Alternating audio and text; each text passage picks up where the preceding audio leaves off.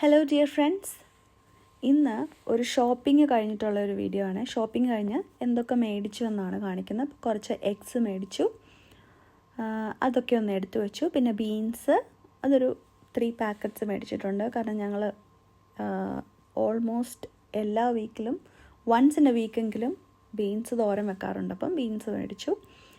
പിന്നെ കുറച്ച് ബർഗേഴ്സ് മേടിച്ചു. പിന്നെ ഒരു ചോക്ലേറ്റ് ഗാലക്സിയുടെ ഒരു ചോക്ലേറ്റ് പാക്കറ്റ് മേടിച്ചു.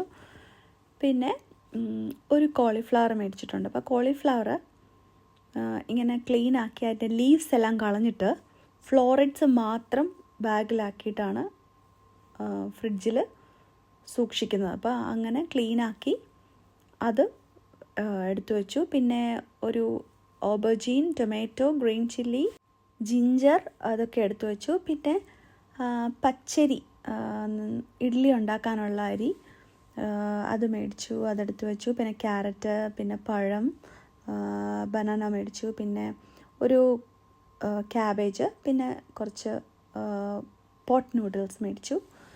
പിന്നെ ഇത്രയൊക്കെ ആയിരുന്നു ഷോപ്പിംഗ് എല്ലാം കഴിഞ്ഞ് ബാഗെല്ലാം മടക്കി ഒതുക്കി മാറ്റി വെച്ചു.